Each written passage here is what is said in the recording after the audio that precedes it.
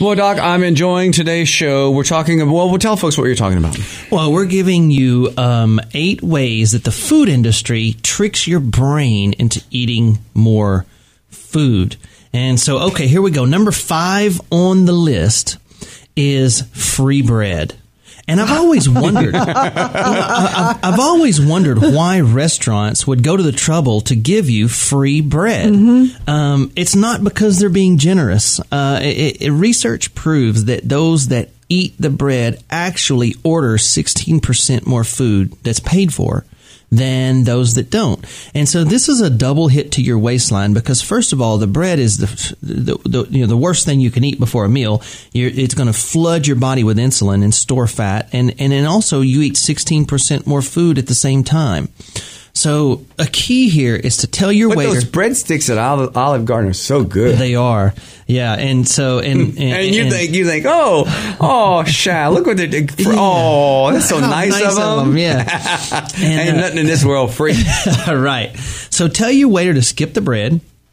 And here's what I like to do: if you're hungry, if you're really hungry, order an appetizer that's more protein based, like wings or something similar to that. You know, some sort of a appetizer that's a protein. Not a carbohydrate, which there's not a whole lot of them. And then, or eat a protein-based snack before you leave the house. And this is what I do very often. If we have a dinner party to go to, I'll grab maybe an almond butter snack or some mixed nuts right before I leave the house. And that way I'm not just starving and I can resist all that pre-meal snacking. Because people eat a meal's worth of calories before their meal even comes a lot of times.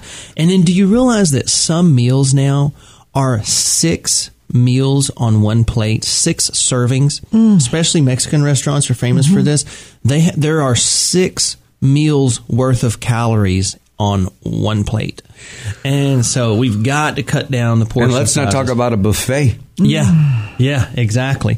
Now, number 6 is supersizing it. And, you know, it seems like you're getting a deal because of a larger size. It's only a few cents more. But it probably only costs the restaurant a few cents anyway, so they make more profit by having you order larger portions. It increases their profit margin. But it's costing you inches in your waistline. So, you know, skip the supersizing it. There's plenty of calories there in one portion without supersizing it. And you know, number 7 is drinks before your meal. And now, who doesn't like a few drinks before their meal when you go out? Of course, everybody does. You mean you're talking about an adult? Alcoholic drinks. Okay. But here's the problem. Your body is going to digest the alcohol first and increase its insulin output, causing your body to store fat and for your fat storage to kick in much stronger. And also, those that drank booze ate an extra 200 calories with every meal. So drinks before 2 o'clock in the morning at Mills. I know. Yeah, so drinking before you eat, like having a few glasses of wine or a few drinks, it usually increases your calorie count by up to 200. And so what I'm saying is this. If you've had some drinks, just be aware of this. Make sure that you consciously eat a little bit less and eat a little bit slower. I mean, I'm not trying to spoil the party here by any means. You know, I've been known to sip a bourbon or two here whenever we go out before dinner, but just be a little more attentive to it and go, okay, I've had a few drinks. I'm going to pay a little bit more attention to what I eat. And instead of just forgetting about it, oh yeah, I'll have that too. You know, alcohol helps us lose our inhibitions. CJ, I'm sure you know a lot about that. No, stop the madness. But don't lose your inhibitions with the food. Pick something else. You know. So, is there a bad protein? I mean, I hear, even this morning you say, try to choose something that's more along the lines of a protein instead of a carb. Is there a bad protein? Well, I mean, not really, but, it's, when you say that, it kind of depends on your definition. The bad proteins would be like the, the red meat, the non-grass-fed red meats, regular ground burger, that kind of stuff is, probably the least healthy, but it's not because of the protein in it. Protein is protein. Mm-hmm. It's because of either the fat content or, maybe the level of omega-6 unhealthy fatty acids in it, depending on if so it's when you grass-fed can or not. eat a lean protein. Yeah. But can you have too much protein? You can. Mm-hmm. Yeah, most people do not. Most people have way too many carbs, not enough protein. Mm-hmm. So we're always trying to shave carbohydrates and increase proteins, with the every meal. Okay, now number 8 is food industry advertising, and it's literally everywhere. Billboards, commercials, magazines, ads. Most restaurants spend more on outdoor advertising than any other industry because the bottom line is they work.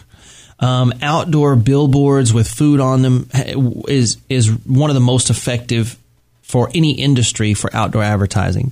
UCLA studies showed that areas that had more outdoor advertising for food, the residents had more weight problems in the same area. This was duplicated throughout the entire United States. More outdoor advertising was directly related to more weight problems of the residents of the areas where that's how effective it is to have these outdoor advertisements. Lamar billboards, we want a cut of every restaurant who calls you to advertise today. Yeah, so when you see that commercial on TV with the girl in the bikini eating a Carl's Jr. burger, the size of her head. Have you guys seen that? She had one bite and probably spit it out. The burger's bigger than her head. And, she's in a bikini. So just fast forward that. Not the way it really works. So when restaurants put a photograph of their food, maybe a plate of food, on a billboard, they tend to get more people through the doors. Remarkably effective. I wonder if that works on the menus too. It does. You're seeing more and more restaurants doing that. That was one of the things, 17 that got dropped off, and I picked the 8 most interesting. But the design of the menu and the pictures that they put on there, hugely effective. Yeah. People will order what there's a picture of on there. Oh, yeah. Huge percentage of the time. IHOP? Yeah. Oh, yes. So what they do is they put their most profitable items, the ones that have the biggest profit margin, that cost them the least, that they can sell for more, as the pictures, because that's the ones that they want. And in the little to boxes, right? Yeah. They highlight those. Exactly right. They highlight those, yeah. So, the reason that I wanted to bring this up... So we are getting manipulated. Absolutely. Well, yeah. Yeah, and that's why I wanted to bring this up. I want everyone to realize how we're being just really manipulated every day in almost every way to eat more food. It's on the commercials, it's on the billboards, it's on the we're literally bombarded with signals to eat more food. So the first step to overcoming this is to see it for what it is and realize it, and don't let yourself be manipulated by smells and sights and commercials and food menus or anything else. Stick to your plan. Be resolute in your dedication to eat healthy. One of the best things that you can do is to pre-plan your meals every day before you leave the house. Every day when I leave, I already have everything I'm going to eat today in the seat of my truck out in the parking lot. I know exactly what my food is going to be before I ever leave the house in the morning. That way, I'm not manipulated. So at the beginning of each day, you should know exactly, have your meals planned out each meal. I know all 6 of my times I'm going to eat today. I know what they're going to be already. And so my 3 meals and my 3 snacks, I already have them with me, and I know what they're going to be. Very important. Don't be manipulated, and it'll be much easier to take some control over your nutrition and over your health and over your weight if you kind of realize these things are going on. So, I really hope that you guys had fun with the show, but at the same time, I really hope that you got a lot out of this. So when you see this, you'll go, oh yeah, I know what that is about. I'm not going to fall into that. I'm going to stick to my plan. I'm going to be resolute. Thank you, Doc. You bet, guys. Dr. Kevin, Wellness Wednesday. Bryant, Wellness Institutes. Good job today. I had fun. Thank you. Yeah, I did too. I'll see you guys next week. All right, 8:35. Attention.